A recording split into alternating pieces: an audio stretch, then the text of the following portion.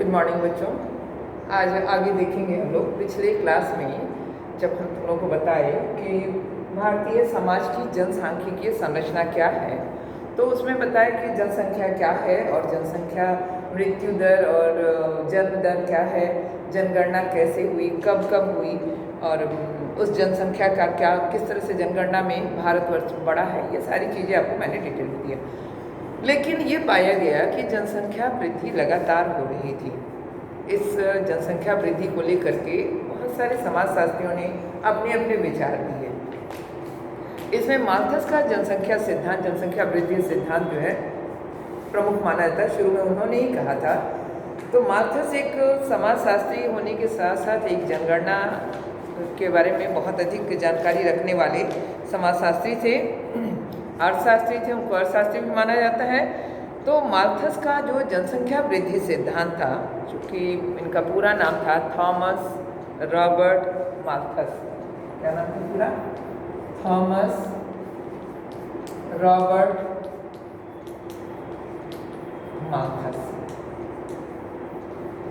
ठीक है। इन्होंने जो इनकी पढ़ाई हुई थी वो कैम्ब्रिज यूनिवर्सिटी से पढ़े थे और ईसाई पादरी बनने के लिए इन्होंने ट्रेनिंग भी लिया था। क्रिश्चियन में जो फादर बनने के लिए जो किया जाता है, ईसाई पादरी बनने के लिए इन्होंने प्रशिक्षण प्राप्त किया था। इनका जो सिद्धांत होता है, कहा जाता है कि माल्थस का जनसंख्या सिद्धांत जो था वह निराशावादी था। कितनी बड़ी बात है ये, निराशावादी। हम पूरे लाइफ में हम लोग आगे बढ़ते हैं आशावादी विचारों से, लेकिन माल्थस ने जनसंख्या को लेकर के निराशावादी विचार दिया था, इसीलिए इनके विचार को निराशावादी विचार कहा जाता है। उन्होंने कहा कि जिस देश में जनसंख्या की वृद्धि लगातार होती रहती है या हो रही है, अर्थात यहाँ जो संसाधन है, जीवन जीने के लिए जो संसाधन है उसकी मात्रा कम है, इसको उन्होंने अपने एक ज्यामितीय गणना के आधार पर स्पष्ट किया। उन्होंने कहा कि जनसंख्या बढ़ती जा रही है और जो संसाधन है, जीवन जीने के जो संसाधन है वो कम होते जा रहे हैं। नतीजा क्या होगा कि धीरे धीरे लोग जो है गरीबी और भुखमरी की ओर अग्रसर होंगे। तो ये गरीबी और भुखमरी जो है लोगों के अंदर निराशावादी ले आती है, नेगेटिव थिंक ले आती है। ठीक है।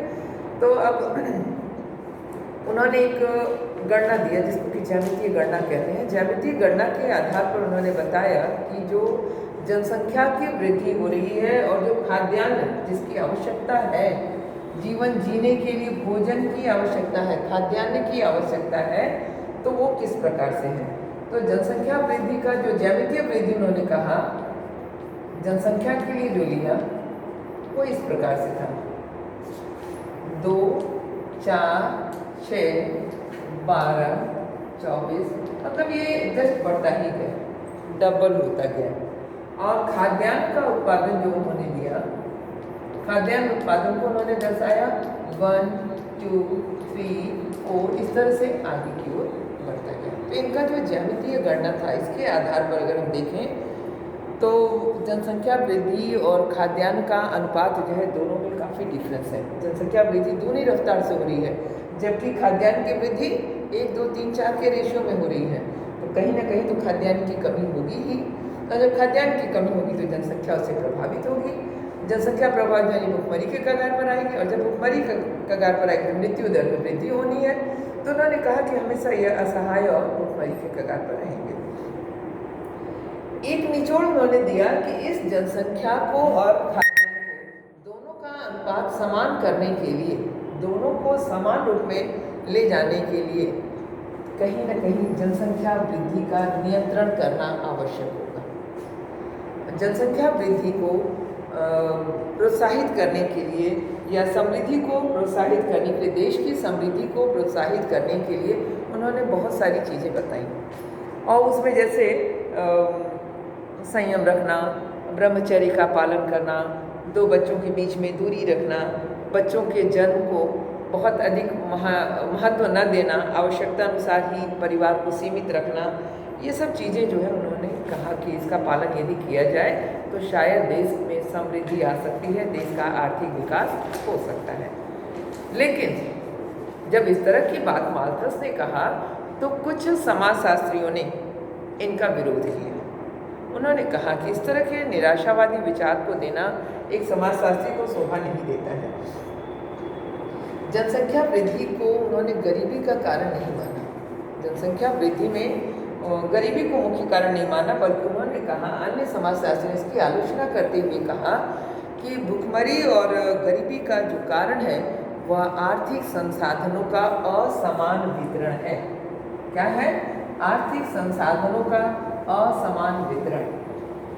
इनकी आलोचना करते हुए अन्य समाजशास्त्रियों ने कहा आर्थिक संसाधनों का, यानी जो भी हमारे यहाँ खाद्यान्न हो रहा है, जो फसल उत्पादन हो रहा है, वह कुछ लोगों को अधिक मात्रा में मिल रहा है, कुछ लोगों को कम मात्रा में मिल रहा है। तो उसके लिए असमान वितरण के लिए, जैसे हमारे यहाँ तो नहीं है ये व्यवस्था, लेकिन रूस में अगर हम चले जाएं तो वहाँ साम्यवादी व्यवस्था है। उसमें है कि सबको खाद्यान्न समान रूप से वितरित किया जाता है, जिससे कि वहाँ का विकास सुदृढ़ है और वह विकसित देश के रूप में जाना जाता है। हमारे यहाँ ये असमान वितरण के लिए ही, असमान वितरण के कारण ही हमारे यहाँ आज गरीबी और भुखमरी बनी हुई है। तो वो कैसे है वो गरीबी? और तो इसको कहते हैं जनसांख्यिकीय संक्रमण का सिद्धांत के अंतर्गत इसको स्पष्ट किया जा सकता है। जनसांख्यिकीय संक्रमण के सिद्धांत में 3 स्तर लिए जाते हैं। जब आलोचना हुई, मार्क्स के जनसंख्या सिद्धांत का आलोचना किया गया, तो उसमें अन्य समाजशास्त्रियों ने खाद्यान्न के वितरण पर या आर्थिक संसाधनों के वितरण पर जो दर्शाया, उसको 3 स्तरों में विभाजित करके दिखाया। वो 3 स्तर क्या थे? उसको कहते हैं जनसांख्यिकीय संक्रमण का सिद्धांत। इस सिद्धांत को कहते हैं जनसांख्यिकीय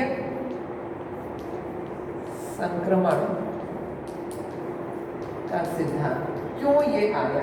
जनसंख्या में इस तरह से जो वृद्धि हो रही है वो क्यों है, इसको दर्शाने के लिए सिद्धांत लिया गया। इसमें 3 स्तर लिए गए, प्रथम स्तर, मध्यम स्तर और उच्च स्तर। ठीक है, 3 प्रकार के स्तर लिए गए, प्रथम, मध्यम और उच्च। इसको हम प्रथम, द्वितीय और तृतीय भी कह सकते हैं। क्लियर इतना? प्रथम स्तर में क्या होता है? शिक्षा के मामले में अगर हम देखें तो इनका जीवन स्तर पिछड़ा होता है। कैसा होता है? पिछड़ा जीवन स्तर होता है।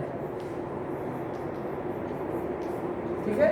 दूसरे आधार पर अगर देखें तो शिक्षा इनमें नहीं के बराबर होती है, अनपढ़ होते हैं, गरीब होते हैं,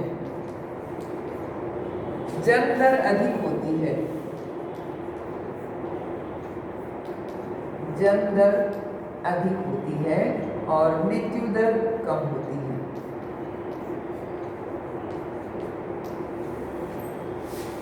इनके स्तर को अगर देखें तो प्रथम स्तर का जो सामाजिक जीवन है उसमें पिछड़ा जीवन होता है, रहन सहन उनका निम्न स्तर का होता है, अनपढ़ होते हैं, शिक्षा का अभाव होता है, गरीब होते हैं और जन्म दर अधिक होता है, मृत्यु दर कम होता है। ठीक है, जिसकी वजह से यहाँ पर जनसंख्या संक्रमण या जनसंख्या वृद्धि अधिक होती है। दूसरा स्तर होता है मध्यम स्तर। इसके आधार पर इसकी तुलना में जीवन स्तर जो होता है थोड़ा उन्नत होता है। शिक्षा के आधार पर अगर हम देखें तो शिक्षित होते हैं,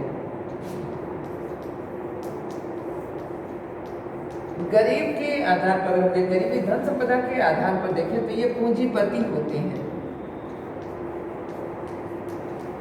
और जन्म दर इसमें कम होता है,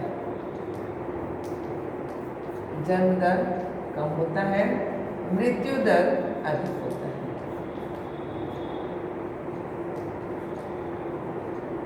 ठीक है, फिर तीसरे स्तर पर अगर हम देखें तो ये इनका जीवन स्तर जो होता है विकसित होता है, इस दोनों की तुलना में ज्यादा विकसित होते हैं, शिक्षित होते हैं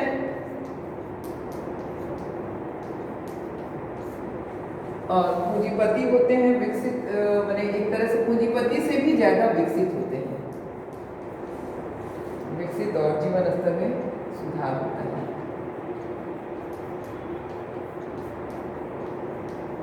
कुछ होता है और मृत्यु दर और जन्म दर में कमी होती है।